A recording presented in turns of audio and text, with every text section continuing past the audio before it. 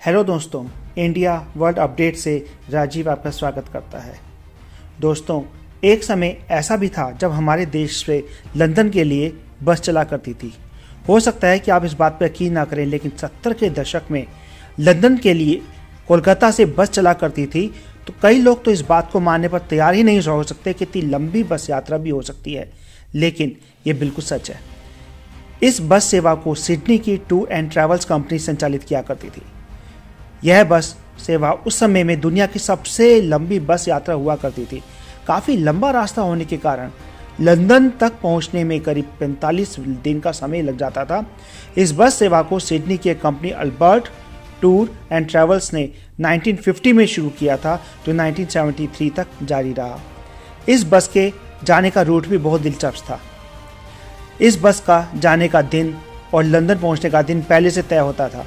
रास्ते में अगर कहीं घूमने की जगह होती थी तो वहाँ ये बस रुकती थी और यात्रियों को टूर संचालित करने वाली कंपनी होटल में ठहराती थी। लंदन के लिए जाने वाली इस बस में बड़े पैमाने पर यात्री सफ़र किया करते थे। कोलकाता से इस बस की शुरुआत होती थी और इसके बाद यह नई दिल्ली, पाकिस्तान, काबुल, तेहरान, इस्तांबुल होते हुए लंदन पहुंचती थी। फिर इसी रूट से यह बस वापस लौटती थी। इस बस यात्रा के दौरान यह ध्यान रखा जाता था कि लोगों की यात्रा काफ़ी आरामदायक और यादगार रहे। वैसे तो अफगानिस्तान के जिक्र से ही आप समझ गए होंगे कि इस बस का रूट कितना दिलचस्प और जोखिम भरा था। यह हेरात का दर्रा है। तस्वीर 4 दशक से ज़्यादा पुरानी है। ये 70 के दशक की है। हेरात का दर्रा ऊंचे पहाड़ों के बीच ऐसी जगह है जहां सड़कों पर दूर तक किसी के दर्शन भी नहीं होते थे। चित्र में जो बस आपको नजर आ रही है, ये उस जमाने में भारत से चलती थी और रास्ते में जिन जगहों पर रुकती थी उसमें काबुल और हेरात भी थे। बस के कुछ यात्री इन जगहों पर चढ़ते और उतरते भी थे। ये इस बस सेवा का टिकट है, जिसमें इसकी सुविधाओं, किराए और रूट का जिक्र था। ये बस सेवा 1972 में कोलकाता से लेकर लंदन तक का किराया 145 पाउंड लेती थी, लेकिन बाद में ये किराया बढ़ गया। लेकिन इस किराए में बस का भाड़ा, खाना, नाश्ता और रास्ते में होटलों में रुकने की सुविधा शामिल रहती थी।